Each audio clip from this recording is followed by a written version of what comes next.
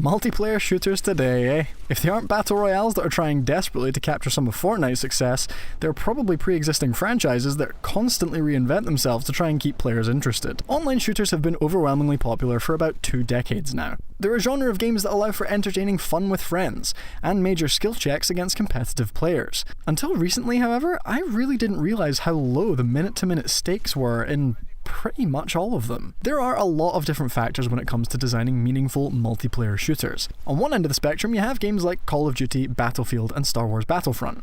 Now, I know these games can be played to a competitive standard, but hopefully you'll agree that for the majority of people, these are fairly casual shooter experiences. A couple of reasons for that is that you have limitless lives in one match. The maps you play in are fairly small, so enemy encounters are common, you get plenty of ammo so you can be inaccurate and mistakes don't mean as much, and you're made to feel really powerful with plenty of gear of your choosing that you get every single time you respawn. Overall, one life means very little in a game like this, so excitement levels are fairly low. Somewhere in the middle of this spectrum you have team games like Overwatch and Counter-Strike. In these, incentives and objectives are high, but you still have multiple lives and enemy encounters are still fairly common, so once again, intensity is pretty low if you aren't playing to a competitive standard. On the other end of the spectrum you have Battle Royale games, things like Fortnite and PUBG in which you only have one life, and you spawn with nothing. Stakes here can be pretty high, because one life is all you have and it therefore matters a lot if you die. But the problems here come with the lack of progression and incentives. When you win, you don't have anything to show for it, and if you want any kind of objective other than be the last person standing, you're gonna be found wanting. Now, please don't think I'm condemning all of these games. I actually enjoy a lot of them myself. What I'm trying to say is, I've been playing a multiplayer shooter recently that stakes are so high, it's made me pick up on a lot of the shortcomings of this genre. Enter Hunt Showdown.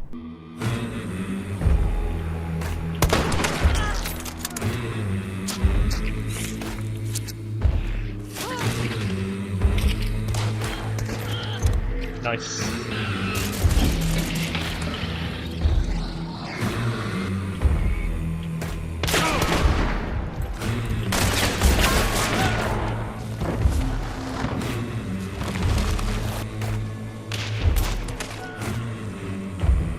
I'm gonna hazard a guess here. You have never heard of this game before. And that's alright, I hadn't heard a single thing about Hunt Showdown before April either. And I maintain that even though this game is finally seeing some increased popularity, Hunt Showdown is probably the greatest game you have never heard of. So assuming that's true, let me explain to you what this game is. Made by German developer Crytek, Hunt Showdown is a first-person PvE-VP game, set in the zombie-infested swamps of Louisiana in the 1850s. Players will drop in themselves or in teams of 2 or 3 to try and hunt down clues that will lead them to AI demon bosses. Once you find 3 clues, you find a boss. Once you find a boss, you kill that boss, and begin a banishment process to send its soul to hell. Once that 3-minute process finishes, players have to collect a boss's bounty token and try to escape to an extraction point. Sounds simple enough, right? Well, while you try to do all of that, up to 11 other players are also trying to do the exact same thing, meaning at any point of that process you could run into enemy hunters, and if you do, well, let's just say there's not much sharing in the bayou. Oh, come on. If you manage to escape the swamps, which you can do at any time by the way, you keep your hunter, their weapons, their equipment, and their experience points. Before heading out again, you can then upgrade your hunter with better weapons, upgrade perks, and fresh equipment. If you die, which you definitely will a lot, you lose that in-game character and all of their progress and gear. Alright, so there is a ton that's going on in this game, and without playing, you'd be excused for thinking it might be a little bit too busy for a multiplayer game. Honestly, yeah, there is a lot to this game, and I haven't even scratched the surface of how deep its design systems go. But what I can guarantee is that this game is the most intense multiplayer experience I have ever had. It is quite literally heart attack inducing. The stakes are so high that if Han Solo played it, he'd have to change his name to Han So High. Alright, before I make anyone else click off the video, I'm gonna get into why this game is so great. Yeah. Might not be interesting. But women burning to death. Oh my god, that man just stood into fire and burned to death too! Yeah! What's wrong with these people? Suicide Nation. Yeah. The first reason this game succeeds in being so intense is by having deeply realistic elements. I know.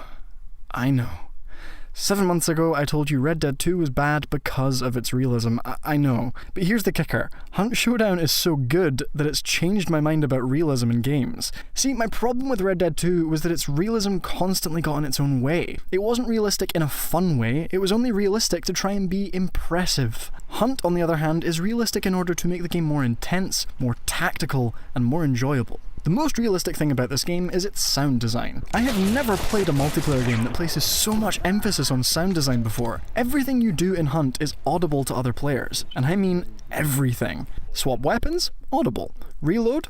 Audible. Go into dark side to look where a clue is? Audible. Crouch walk? Audible. Aggro a zombie? Audible. Pick up a boss bounty? Audible. Cooking up some dynamite before you throw it? Discover Audible with a free audiobook on us. Not only that, but everything has realistic audio ranging, which means that some things like gunfire will be heard from across the length of the entire kilometre-wide map, while other things like crows being scared away can only be heard from smaller distances. The sound design in this game is so good that players can go Sherlock Holmes on you and use deductive reasoning to find out exactly where you are on the map, and even figure out what weapons you're using. Speaking of weapons, the gunplay is also very realistic. Since the game is set in the 1850s, bolt-action rifles are state-of-the-art, so all but one of the weapons in Hunt is single fire. This forces you to be accurate, to make your shots count, and to plan out what your tactics and playstyle are. Bullet velocity in Hunt is also realistic to each ammo type. Each gun is so detailed that guide makers on YouTube like 4FS Gaming can give you scientific evidence as to why one gun is better in a certain situation than another. Despite all this, Hunt is also extremely fantastical, and believe it or not, that actually makes its realism better. The game's realism for PvP elements doesn't get in the way of its larger-than-life PvE elements,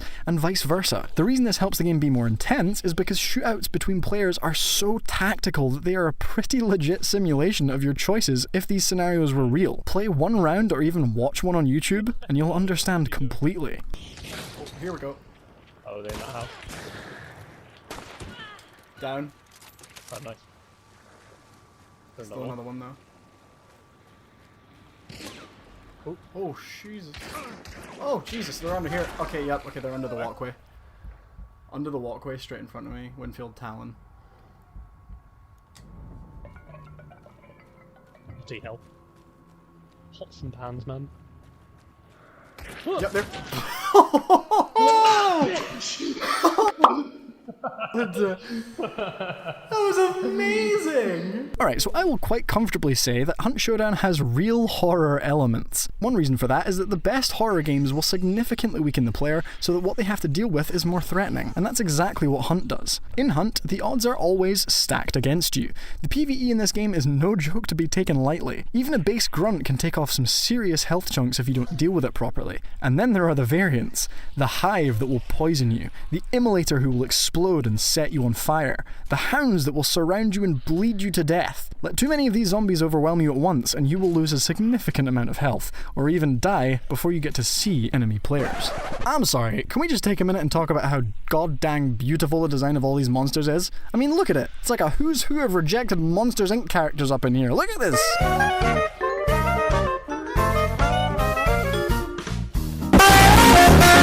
Even in firefights with other players, you're still not all-powerful. As mentioned, these guns take time to reload, and all of them are meticulously balanced so that every player has weaknesses no matter what gun they use. You might want to take in a pistol with a high fire rate, but its damage and accuracy will be significantly weak. Take in one that has tons of power and range, and its fire rate and recoil will hold you back. Every gun in Hunt is balanced this way so that no matter how good you get, no matter how many hours you put in, you are always very killable. The result is an incredibly balanced multiplayer experience that always keeps your heart racing. But unlike any other multiplayer shooter I've played, it's never with anger at an overpowered weapon. You got eyes on the body? Oh, here he is. Hit him. Down. Yes! Dude, yeah. Amazing. My bounty, thank you very much. Yep.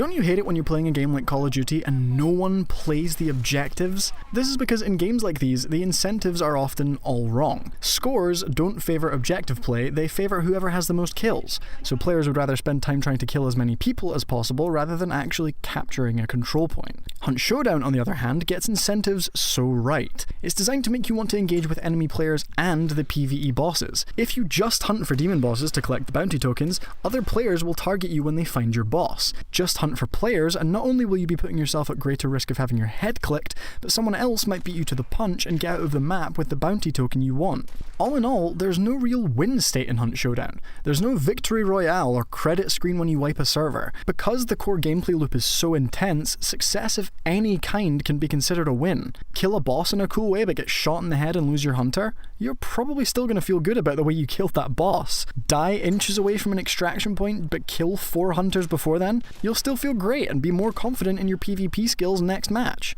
By far, the biggest incentive to survive is keeping your hunter and their loadout. The economy of Hunt Showdown is luckily the most forgiving part of the game, meaning even if you go on losing streaks, which can happen fairly regularly, you can still afford cheap weapons. Thanks to how balanced everything is, you'll still have a chance at winning with those cheap weapons. But if I told you that it wasn't an absolute sweatshop when you can see your money drop by the thousands every time you die, I would be lying. Going into every hunt session is a gamble, and it's up to you how much you want to put down on this high stakes table.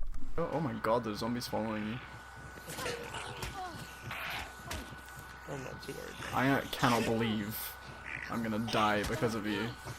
Why are you always blaming me? You got These zombies are unhittable! Ow! In Hunt Showdown, team sizes are small. This means that the stakes are once again through the roof, because if you mess it up, it's on you. No blaming your teammates in Call of Duty or Overwatch because they played poorly. If you miss a shot, it's your fault. If you don't pay attention to the sounds around you and get caught off your guard, it's your fault. These small team sizes also mean that each individual player will be under a microscope at least once during a match. If your teammate dies, you can resurrect them so long as they have the health to support it, but you'll need to take out whatever killed them in order to do it. Mess it up, and you guessed it, it's on you. You'd be surprised how intense things can get when there's no one else to blame but yourself. Hopefully after all this, you can see why I have fallen so deeply in love with this game over the past few months. Never have I played a shooter like this that makes me scared when I play on my own. Hunt is quite easily one of the best shooter experiences I have ever had. The problem is, it would break my heart if this game's lackluster marketing was its downfall. This game is a total masterpiece that at the moment is completely overlooked. I implore you to give Hunt Showdown a try. It isn't forgiving and it isn't exactly the chilled out game you might want to play every day, but once Hunt hooks you, you will need to play every day. Thank you so much for watching! As always, I hope you enjoyed this video, and I hope I might have sold you on giving Hunt Showdown a try. If you did enjoy the video, please do give us a like and subscribe to catch more videos coming soon. We actually have some very exciting Hunt-related content on the way, so keep an eye out for that in the coming weeks. While I've got you here, did you know that we have our very own podcast? Each and every episode ends with a shout out to a random subscriber from here on our YouTube. So head on over and check out the podcast provider of your choosing, because this episode's random subscriber could be you. If you want to see absolutely everything we do, please head over to gamecoping.com. It's our website that collates everything from videos to podcasts to written articles. Thanks again so much for watching this. I hope to see you out in the swamps sometime soon. Until then, tune in next time.